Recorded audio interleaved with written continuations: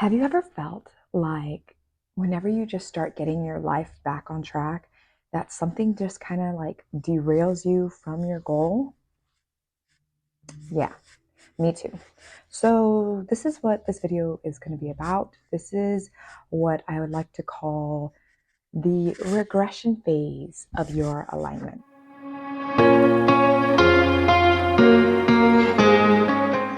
Hey, I'm Sam. So if you're watching this video, it's probably because you're curious as to why manifestation seems to feel like a rubber band. Every time you seem to get your life back on track, something just kind of takes you right back to the beginning. So that's what I want to talk about today. I have a little story for you. Last year, 2022, I started my year off really well. I got a new job and I was making a lot more money than I had ever made before. I was super happy. I had gotten rid of a lot of toxic people that were in my life, and I just was kind of drowning in like so much negativity. But in the new year, I was able to like wipe all that clean, and it seemed like I was just like getting my life back on track. Everything seemed to be going well. I mean, I felt like I was thriving. And I even like landed my dream job, which was singing for a cruise line. By the way, I am a singer performer. I've been singing and performing for over 10 years now. I had worked for previous cruise line companies, but this is kind of one that I wanted because I was going to make more money and I was going to have my own cabin. The shows were going to be amazing.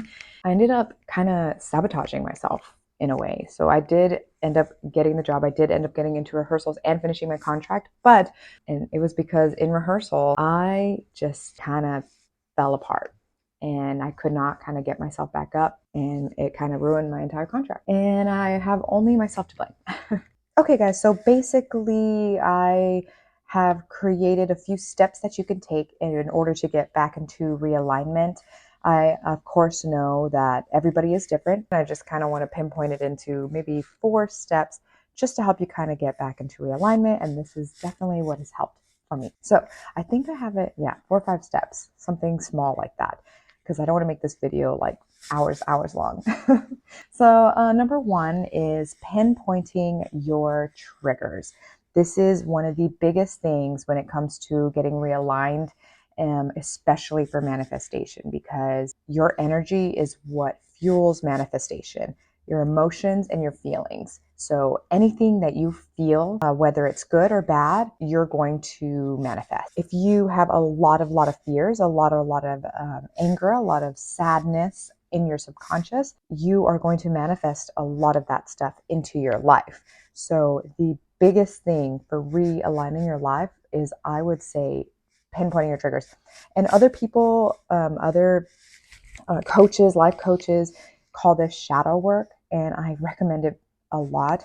If you don't have access to a coach or can't afford one, I can definitely come up with some questions for you to answer in order to kind of pinpoint some triggers that you've been going through, kind of get to know yourself a little bit better. Basically, I had to write out my entire life because I have a lot of childhood trauma, and unfortunately, I never had therapy for this because I just never had the money for it. And so this is the whole reason why I kind of, submerged myself into becoming better for myself. I got a biology degree so I can understand, how the body and how the brain works. And then from there, I just kept researching a whole bunch of stuff. If you don't take the time to understand yourself, what monsters lie underneath your skin, you will never, ever, ever be able to move forward in your life. If you don't know your triggers, anything can snap you back into the place of feeling fear or sadness or depression. And believe me, I know from experience. I have a lot of trauma that I'm still dealing with. Every single day is a struggle, but every single day I put in the work. Number 1, pinpointing your triggers, shadow work. Number 2, I would say taking accountability for your actions. And what do I mean by that? I mean not falling into a victim category. So stop blaming others or making excuses as to why you cannot get better or why bad things happen in your life. Fortunately, we are the creators of our world, and everything you are thinking, you are bringing into existence. So even though you think that it's your neighbor who's scheming on you and is out to get you, or the world is out to get you, really it's just your own self.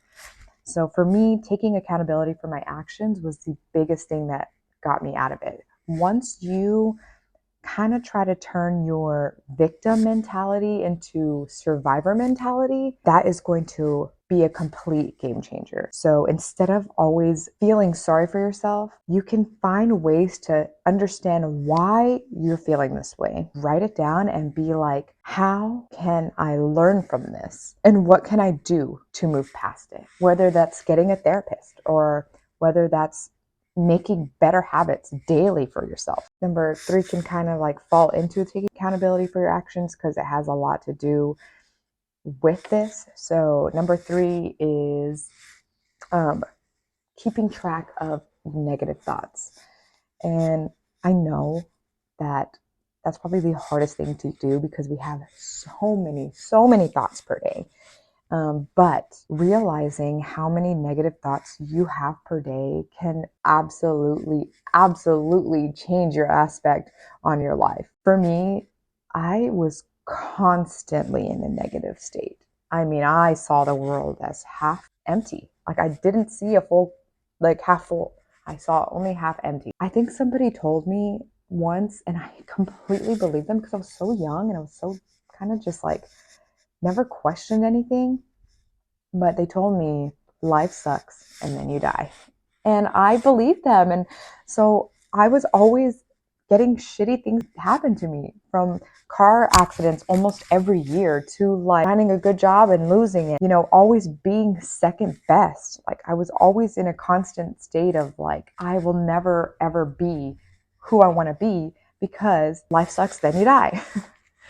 And that is such an awful way to think. I never even thought to question it, because when you're young, you just kind of believe what people tell you. But the more you learn and the more you experience life, you start to realize that that is not true. Like we have to take accountability for our actions and our thoughts, which is why I think 2 and 3 kind of go hand in hand. You see, taking accountability for your actions, but also keeping track of your negative thought. And it's okay to have negative thought. I'm not going to say, oh my God, stop it, you're an awful person, you're only thinking negatively. No, like we all have negative thoughts, but it's also the way you react and feel to them. As I said before, manifestation has a lot to do with your emotions. It's not about just having a thought and then you're going to get it. No, it's more about the feeling, which is why a lot of people will tell you to envision your life as how you want it and how it would feel, how it would taste, how it will, look like, what it will feel like, because it all has to do with energy and it all has to do with your emotions and how you feel about that. So in order for you to kind of realign yourself, you have to feel good. And how you feel good is by taking accountability of your shitty actions and stop being in a victim mentality, which I understand completely because I was like that for almost 10 years of my life. And keeping track of your thoughts, like becoming aware, waking up and becoming more aware of your surroundings, becoming more aware that you have more control than you think, that the world isn't out to get you. You just told yourself this, so now it feels this way. So you're having that feeling and it's happening. Number 4 is learning from failed attempts. Most people see failure as you're done. Like it sucks. Like now I don't know what to do and my life is always going to suck because no matter what I do, I fail. But failure does not equal, a shitty life. Actually, a lot of people who are where they are today have failed so many times. But the difference is they learn from their failure. We all fail. That's okay, because failure makes you stronger in the long run. All your mistakes, everything that you've done in the past helped you become the person you are today. And it's a beautiful person that you are today. The person who you are is absolutely beautiful inside and out, and you are meant to be here. You're meant to put something out in the world. I truly believe that. We just have to really, really wake up and understand that we create our own lives and we can have whatever we want, but we definitely need to stay in a good feeling place. Okay, so let me just kind of summarize everything. Number one, I said, was pinpointing your triggers, which is a big, crucial step. 2 was taking accountability for your actions. 3 was keeping track of your negative thoughts. And then 4 was learning from failed attempts. So these 4 things definitely going to help you kind of get back into realignment. I just want you to know that you are not alone. I definitely go through regression phases, and I go through them very often. We could definitely go through a story time later. I'll definitely have some story time videos. I just wanted to make this video just to give you a little bit of insight of what I do to kind of get myself back into realignment and feeling good again. All right, thank you so much for watching. I hope this video was helpful, had some good information for you. The only reason why I didn't go super in depth into each step was because I didn't want to make this a 3-hour video, but this is just kind of some crucial steps that you can do to kind of just get yourself realigned, especially if you have nowhere to start. These are just some really good places that you can start. All right, guys, I really hope that you enjoyed this video. I will be making more in the future, so just stay tuned and subscribe to my channel. Like I said, if you liked what you saw. I am going to go eat now because I am starving and I really want some food. All right, guys, see you later. Bye.